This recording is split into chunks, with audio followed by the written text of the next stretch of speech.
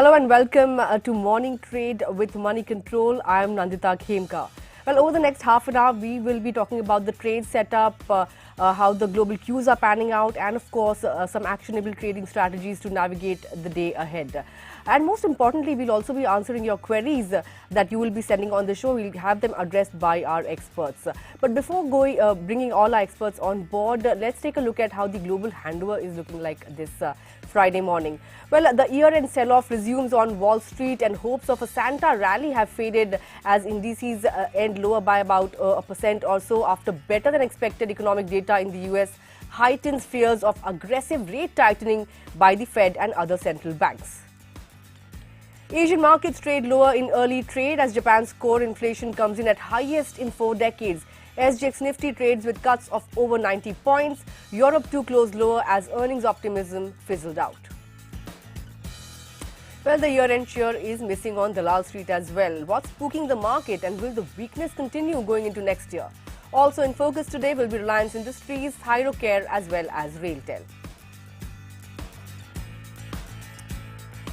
Well, let's first bring on board our expert for the day, Mr. Hemang Jani from Motilal Oswal Financial Services, and discuss the market setup, how it looks like, and whether or not we will be witnessing more weakness as we head into a new year.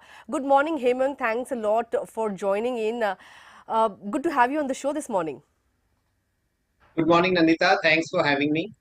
Right. Hemang, as we know, year-end rally is not playing out. Santa rally is, of course, missing when you look at Wall Street as well as global markets and, of course, our markets as well.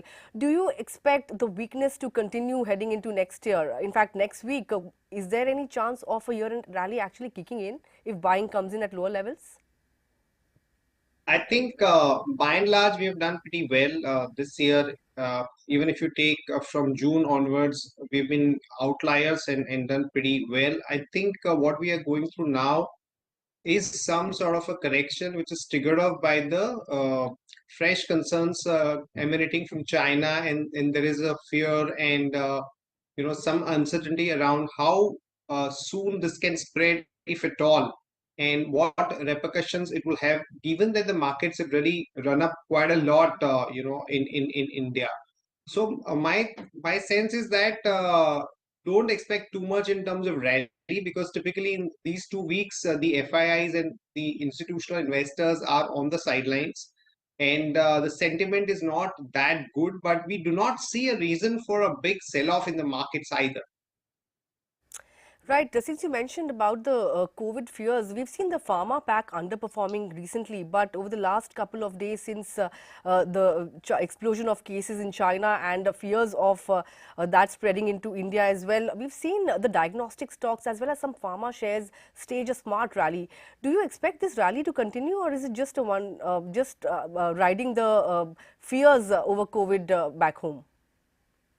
So our take is that so far whatever we have seen in India is not something that would really trigger off a big panic wave or some kind of increased restrictions, etc. I think very early days, and market is reacting to a possibility that you may see some cases, etc. in India. Now, our take is that if you have a real serious issue in terms of number of cases, number of hospitalizations, etc., then it might benefit some of the companies, particularly diagnostic companies, and to some extent companies like Granules India, which has a fair degree of presence in the paracetamol, or some of the companies like Cipla, to some extent Cadila and Glenmark, who have some presence on the COVID drugs and the nasal spray related products.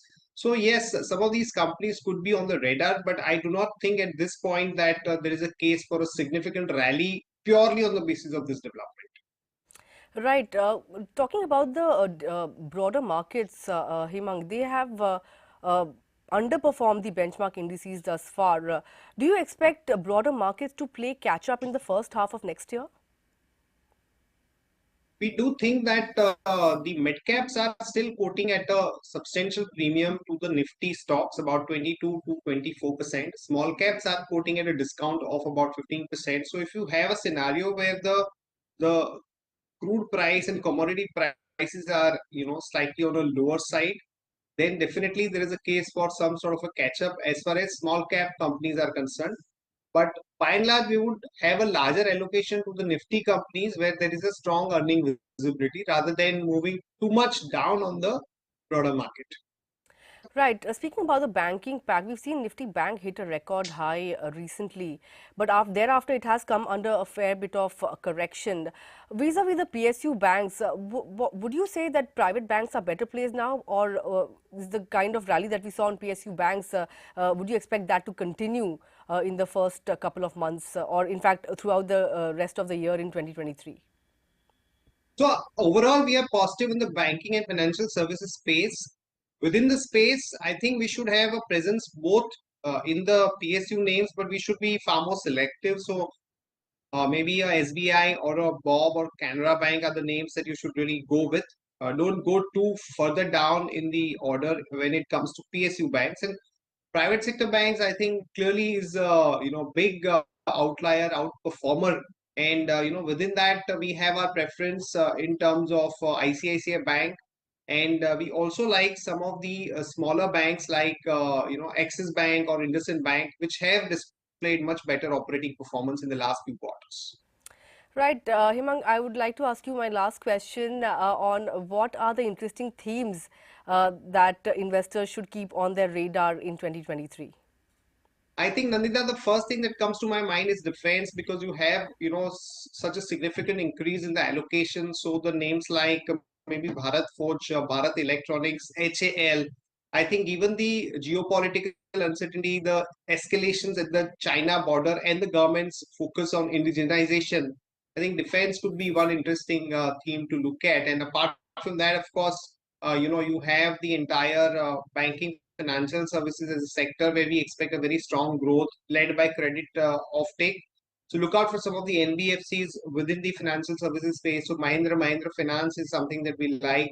And of course, cement and infra is going to be a very big theme given that we have budget on cards.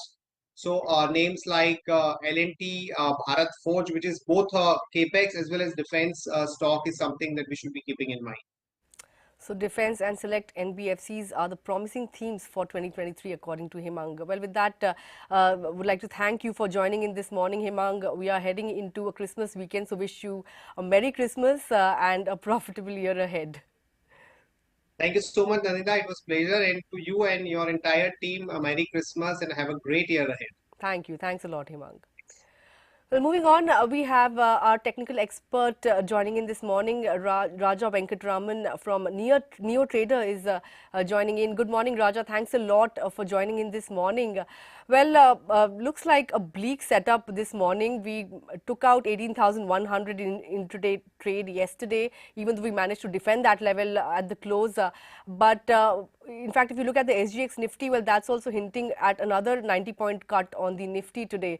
So not looking very good when it comes to the market, and Santa cheer completely missing as we head into a Christmas weekend. What do you suggest? What are the levels that we should be watching out for this morning on the Nifty? Yeah, good morning, Nandita. Thanks for the invitation. So, when you're taking a look at the markets, well, all of us were expecting a Santa rally, like you said, but then it's just that the rally is headed down. And what we are seeing is that after hitting some key levels on the upside in early December, markets have witnessed some profit booking initially, and then came about some negative news flows, be it your China, be it the war zone or the dollar index. So there are a lot of negative triggers which have come in and which have actually curbed the bullish enthusiasm. But yes, so the markets continues to remain a bullish possibility as long as I feel that as long as 18,000 holds and on the Nifty and 42,000 holds on the Bank Nifty, we are still on a wicket where we can see a pullback to buy into. But then what we need to exercise now is exercise some bit of caution, because it's not again going to be again a one-way drive up. We are going to experience some range-bound action, because there will be some lack of participation, and it will entirely be left to the domestic inflows to trigger some momentum. Now, having said that, now in terms of domestic momentum, come early January or mid-January, we will start having the Q3 numbers, and that might pep up some enthusiasm.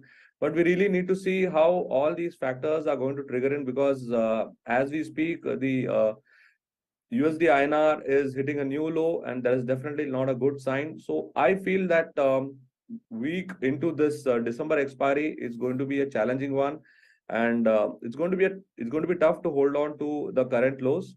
But we need to see how to factor that in. So immediate supports are around at 18,000 and 42,000. Further down, we could see towards 17,700 on the Nifty, and towards 41,300 on the Bank Nifty. Well, these are the two support levels which I am looking at as we speak, because the resistance on the upside in Nifty is around 18,500, and in Bank Nifty it's at 43,000. So these are the key levels which I'll be watching for as we go into the markets today. But then definitely there is some bearish bias which has been built in right now. Well, bearish bias and 18,000 is the level to watch out for on the Nifty. Let's also talk about some stocks that are in news this morning. Well, Reliance Industries, well, that has been making acquisitions. In fact, Reliance Retail recently acquired Metro, and now Reliance Industries arm has acquired a 23% stake in US-based Exin Technologies. Now, if you look at the stock, over the last 5 days, it's down about 1% or so. Even when you look at the 1-month chart, it is just about managed to clock in gains to the tune of somewhere around 1% or so.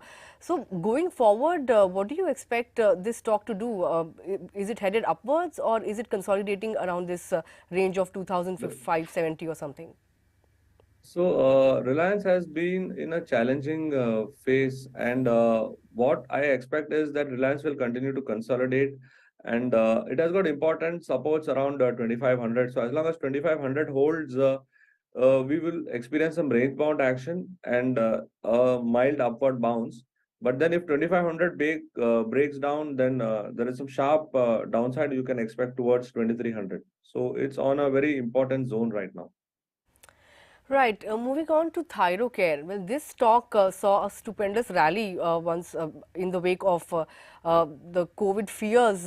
But the thing is that do you expect this up move in these diagnostic stocks to continue going forward, or is it just like a gaining on the back of the news that is doing the rounds?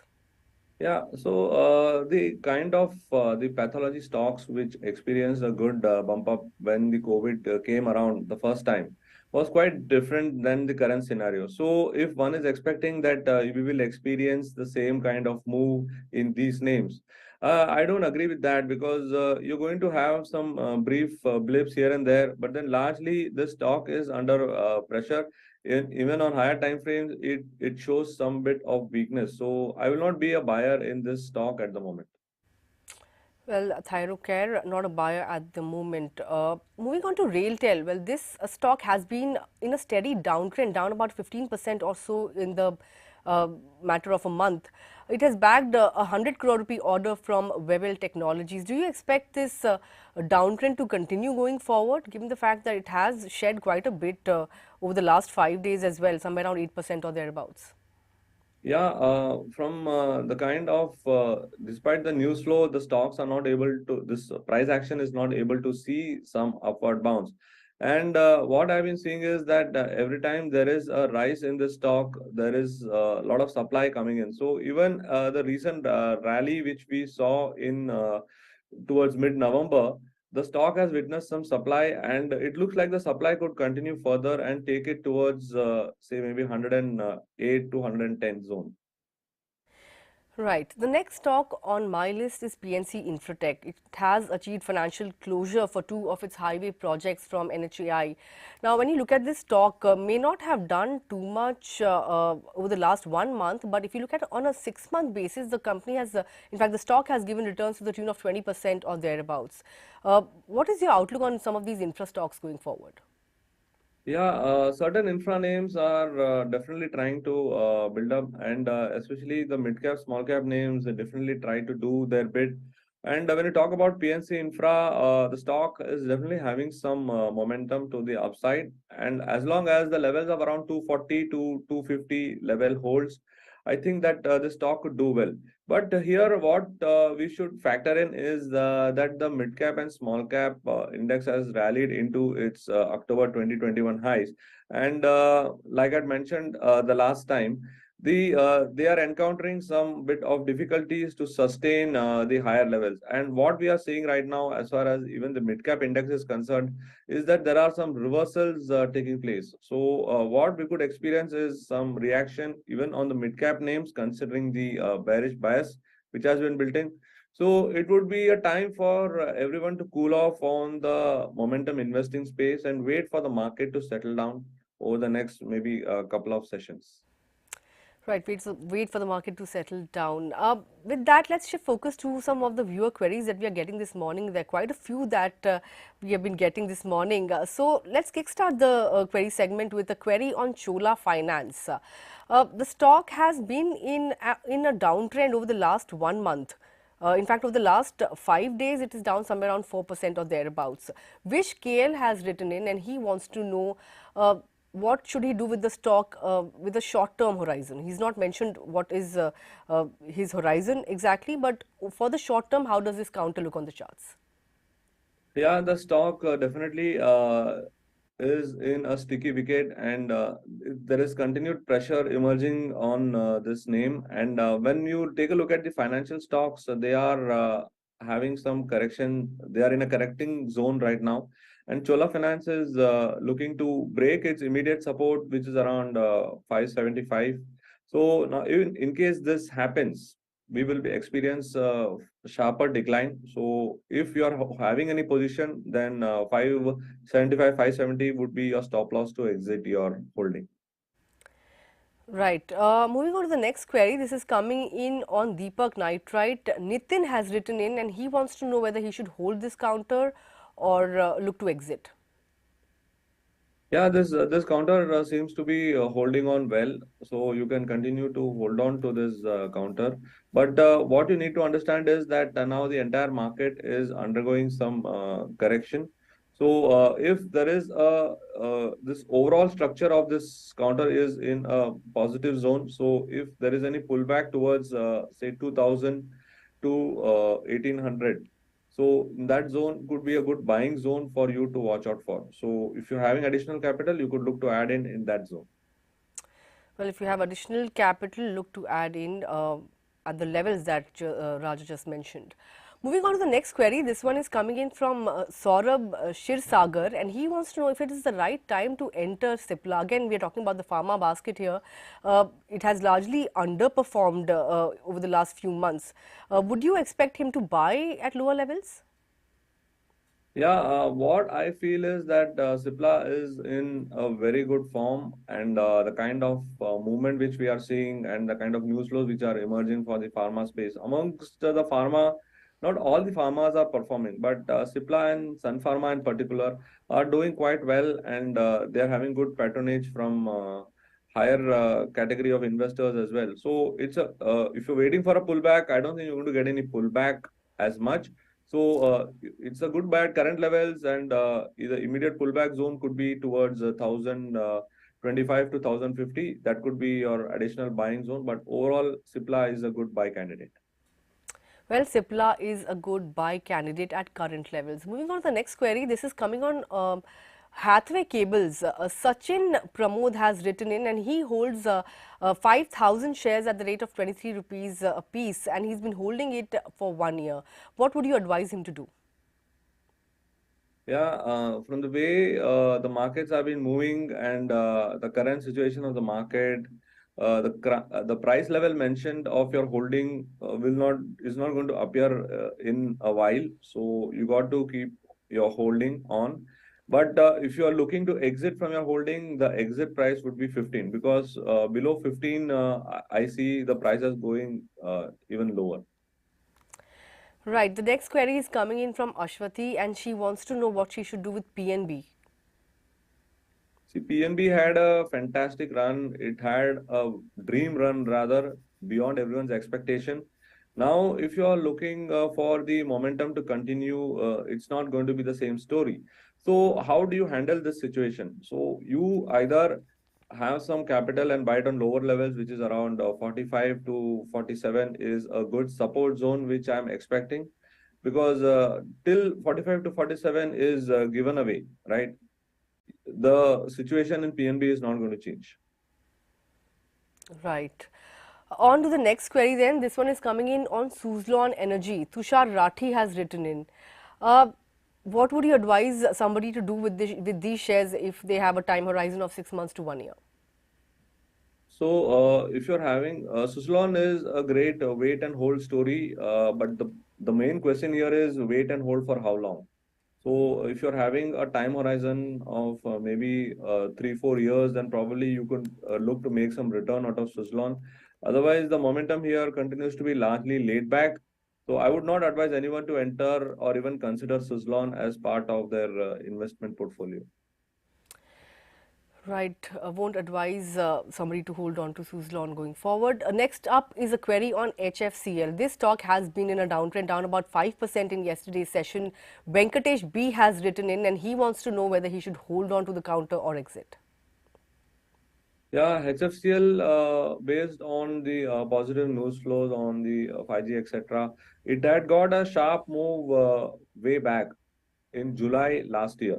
But since then, the highs at around 90 have been attempted couple of times. It was done in early this year, and again, once again, towards the end of this year. But we have not been able to breach the 90 levels. And what has happened is that at that zone, a lot of profit booking is being seen. So I expect that the profit booking could continue. So it's best to exit your holding now. Well, exit your holding when it comes to HFCL. The next query is coming in on Varun Beverages. Chandrakant Shinde has written in and he wants to know whether he should hold or sell. Varun Beverage is in once again in a very strong up move, and the kind of setup which I'm seeing on higher levels does indicate some bit of profit booking to emerge. So if you are having some bit of profits which have accrued to your account, then you should definitely consider booking some, but you should not exit 100% because it looks like the momentum could continue. Well, with that, this wraps up our query segment. Thanks a lot for answering them, Raja. But before I let you go, leave us with two of your stock picks for today. Yeah. So yes, the markets are in some bearish grip, but still I would continue to have a mix of buy and sell. So I'm having a buy in Zydus Life at current levels with a stop loss at 417 for a target of 434 to 438. Then I have got a sell in Tata Motors around 395 with a stop loss at 405 for a target of 383 and 379. Well, Zydus and Tata Motors are two stocks that Raja has highlighted for today. Well, with that, thanks a lot for joining in, Raja. Heading into the Christmas weekend, wish you a Merry Christmas and a very Happy New Year. And for our viewers, thanks a lot for joining in. But do stay tuned to Money Control because coming up next is the opening bell.